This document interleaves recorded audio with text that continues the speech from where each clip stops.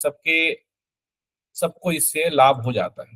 इसीलिए माफ कीजिएगा सर, मुझे उस टाइम था नहीं, मैंने मंगवाया भी नहीं नहीं, जब। कोई बात नहीं, कोई बात नहीं। तो अभी दीपा मीना जी से इंटरव्यू में क्या प्रश्न पूछे गए और उनका अनुभव कैसा रहा, इसके बारे में ऋतुराज जी साझा करते हैं। जी ऋतुराज। जी सर, सबसे पहले जब वो गई थी तो उन्होंने सबको नमस्कार किया। उसके बाद उन्होंने वही पूछा कि जो अनुवाद के क्या प्रकार होते हैं, और अनुवादक के क्या गुण और दायित्व हैं, पहले इससे संबंधित प्रश्न आए। उसके बाद उन्होंने जो सब्जेक्ट लिए थे, जो स्नातक स्तर पर उनके जो सब्जेक्ट्स थे, उसके बारे में उनसे पूछा गया कि वो आपने क्यों लिया है।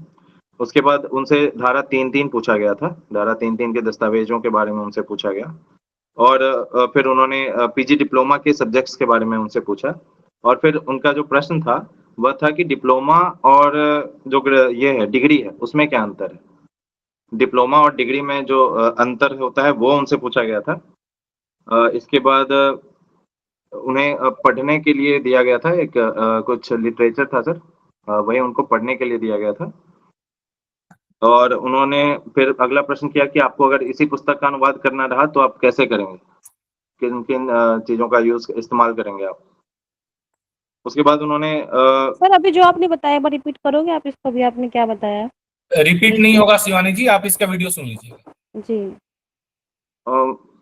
उसके बाद से उन्होंने बोला कि जो अनुवाद का जो प्रवाह है, मतलब जो भावानुवाद है और जो सारानुवाद है, उसमें क्या अंतर है, वो अनुवाद के प्रवाह को आप कैसे व्यवस्थित रखेंगे। उसके बाद मतलब वो ज्यादा एक हंसमुख चेहरा उनका है, तो उन्होंने अंतिम में ये बोला था कि आप इतना चीयरफुल क्यों रहते हैं। और सर एक और है कि वो 5 साल बाद उन्होंने हिंदी में शायद स्नातकोत्तर किया था। तो उन्होंने बोला कि इतना जो गैप है होने के बाद भी आपको इतने अच्छे नंबर आए हैं, इसके पीछे क्या क्या कारण है। तो ये एक प्रश्न पूछा था और अंतिम में बोला आप इतना चीयरफुल कैसे रहती हैं। ये प्रश्न थे।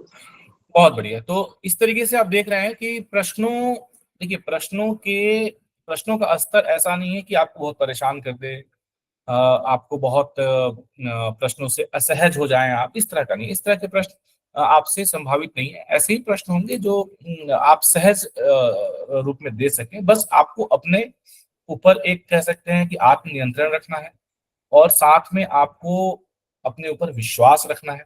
ठीक है, कि आप अच्छा जानते हैं, आपने अच्छी तैयारी करी है, और जो भी प्रश्न आपसे पूछे जाए बहुत ही सहज तरीके से आप उसका जवाब देते जाएं। जो नहीं आ रहा है आप उसके लिए मना कर दें। बीच बीच में इस तरह के प्रश्न भी पूछे जा रहे हैं जिससे कि आप मतलब एकदम प्राकृतिक रूप से सहजता की स्थिति में आ जाए। जैसे उनसे पूछ लिया गया मनीषा जी से कि आप अपने बच्चे के लिए क्या सोच रही हैं। तो इससे क्या है, इसमें तो कोई भी फैक्चुअल बेस्ड आंसर की बात ही नहीं है, या कोई नॉलेज बेस्ड कुछ मतलब ही नहीं है। ये क्या, ये आपकी अपनी विचार, अपनी सोच, इसमें आप कुछ भी बोल सकते हैं। तो इससे क्या पता लगेगा, इस देखिए जब नॉलेज बेस्ड चीजें आप बताते हैं तो उसमें आपकी पर्सनालिटी तो आती है, पर नॉलेज उसको हमेशा ओवरलैप करता है। जैसे आपसे धारा 3-3 पूछ दिया गया, तो इसमें धारा 3-3 का नॉलेज आपका जो एक नैसर्गिक आपका जो व्यक्तित्व है उसको ओवरलैप करके और उनको दिखेगा। लेकिन जब इस तरह के प्रश्न पूछे जाते हैं जिसमें नॉलेज फैक्ट्स इसका कोई मतलब ही नहीं है, वो एकदम से आपके विचारों का प्रवाह है, तो इसमें आपकी उन्मुक्तता, इस तरीके से आप खुल करके बात करते हैं और उसमें आपका व्यक्तित्व बिल्कुल निखर के सामने। इस तरह के प्रश्नों में जैसे उनसे पूछ लिया गया कि आप कैसे इतना चीयरफुल रह लेती है, या उनसे पूछ लिया गया कि आपने जो है 5 साल के बाद स्नातकोत्तर की आपने पढ़ाई को ब्रेक करके फिर भी आप अपने स्नातकोत्तर में इतने अच्छे मार्क्स लेकर के आए। इसमें तो कोई स्पेसिफिक आंसर इसका तो है ही नहीं ना। ये तो हर आदमी अपने अपने तरीके से आंसर दे सकता है। Everyone can answer in his own way और इन हर ओन वे, और वह ओन वे ही क्या है, वह दरवाजा है। They are trying to open the door to see inside you, that is called interview. That is the door जिसको open कर रहे हैं। उनको कोई मतलब नहीं है इस बात से कि आपने स्नातकोत्तर 5 साल के बाद अच्छे नंबर लिए तो क्या उससे हो जाएगा, कुछ नहीं हो जाएगा। पर उसको पूछ करके वो क्या जानना चाहते हैं, दे वांट टू चेक, जज और एनालाइज योर पर्सनैलिटी। समझ में आ रहा है आपको मैं क्या कह रहा हूं? तो ये अभी हमने आज 3 इंटरव्यूज का देखा, तीनों इंटरव्यूज से हमको मोटी मोटी तौर पर बातें समझ में आई। ठीक है, लेकिन यहाँ पे मैं एक क्वेश्चन मार्क लगाऊंगा और आप लोगों को क्वेश्चन मार्क नहीं, कॉशन रहता कहना मेरे लिए उचित होगा कि कल पहला दिन था, ठीक है।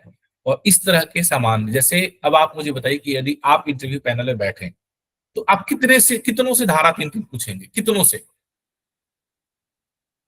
सबसे तो पूछ नहीं सकते हैं। नहीं सर। धीरे धीरे 2 4 5 के बाद बोर हो जाएंगे आप, है ना, अरे यार धारा 3 ही पूछ रहे हैं। तो आप आगे बढ़ेंगे, दूसरे दिन, फिर तीसरे दिन, फिर चौथे दिन, this digging will continue be deeper. तो फिर और भी अंदर अंदर से प्रश्न आएंगे। वैसे ही अनुवाद में उन्होंने भावानुवाद पूछ लिया, सारा अनुवाद पूछ लिया, ठीक है। तो आज पहला दिन था, ये एडवांटेज भी है, फिर धीरे धीरे it will be going deeper. तो उससे आपको घबराने की बात नहीं, आपकी तैयारी बहुत अच्छी है। और ये सारे प्रश्न तो ऐसे थे जो कल पूछे गए थे, जो कि बहुत ही आसान तरीके से आप सब लोग दे सकते हैं। मतलब आप लोगों के लिए सब जो है ना फुल टॉस बॉल्स थे, हाँ या ना? जी सर। तो अभी तक हमने प्रश्न देखे, it was like a full toss ball for all the ox foundation participants, is it or not? Yes. कोई ऐसा प्रश्न बता दें जो आपको नहीं पता हो, या आप ना बता पाए, या आपको लगे कि आपके कंफर्ट जोन से बाहर है? नहीं। तो पर अब हो सकता है कल, परसों, आज, कल, परसों, क्योंकि धीरे धीरे प्रश्नों का स्टॉक भी खत्म होता है, और एक ही प्रश्न बार बार रिपीट करके कोई भी सोचेगा अरे यही प्रश्न बार बार मैं क्यों। तो so it may get little deviated from this also.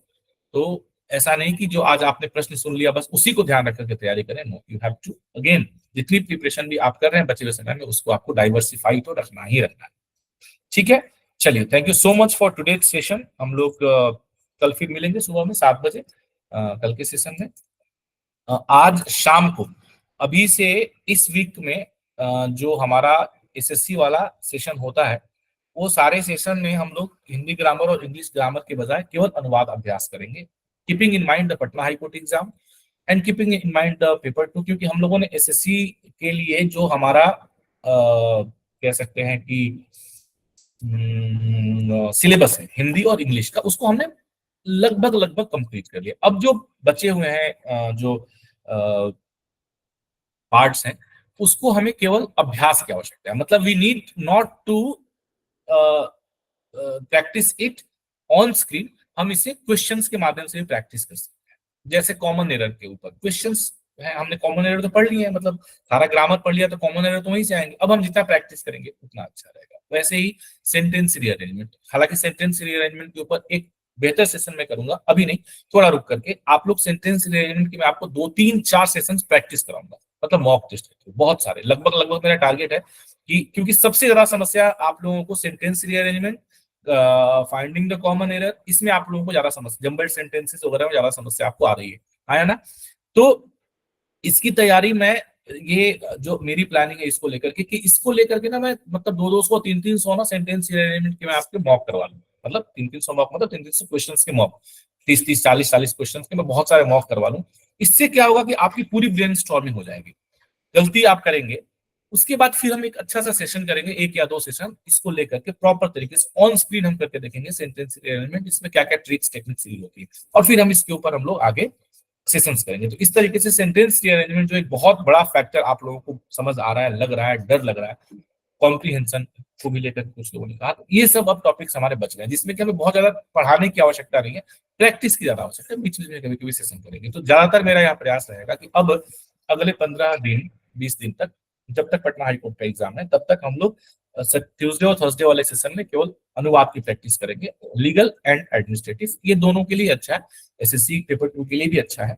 और जो सेक्शनल मॉक टेस्ट उसके पहले चलता है, वो तो चलता ही रहेगा। मतलब 8 बजे आपको 8:30 बजे सेक्शनल मॉक टेस्ट मिल जाएगा, और 9 बजे से आपका ट्रांसलेशन की क्लास होगी every Tuesday and every Thursday. Is that okay, और you need some change for this?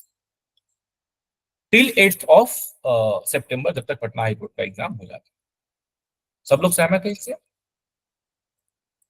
Okay, ठीक है। और मॉर्निंग वाले सेशन में हमारा इंटरव्यू का चल ही रहा है, वो चलता रहेगा। 8 बजे वाला सेशन डेली का आप लोग जरूर करते रहिए। जो टर्मिनोलॉजी और ग्लॉसरी वाला सेशन है उसको आप लोग बिल्कुल डिस्कंटिन्यू ना करें, बहुत आपके हेल्पफुल, बहुत आपके लिए वो हेल्पफुल रहने वाला है, ठीक है। सो ये अभी मॉडलिटी रहेगी अगले 15-20 दिन तक। फिर उसके बाद जब पटना हाईकोर्ट का एग्जाम हो जाएगा, then we will slightly change and then we will completely focus on paper 1। तो अब अभी भी पेपर वन पे फोकस है, लेकिन उसमें फिर हम लोग जो चीजें हमारी रह गई हैं उनको हम लोग शुरू करेंगे और रिवीजन फिर हम लोग एक बार पूरा शुरू करेंगे, मतलब एकदम बिल्कुल इनिशियल फर्स्ट टॉपिक से रिवीजन शुरू करेंगे। ठीक है। सो और कोई सुझाव, सलाह या किसी तरह का प्रश्न किसी का हो तो 1 मिनट में पूछ सकते हैं, उसके बाद मैं सेशन को सर वो ग्रुप में आ रहा था ना कि फोटो से रिलेटेड, सर वो क्या इश्यू हो रहा है इंटरव्यू के दौरान?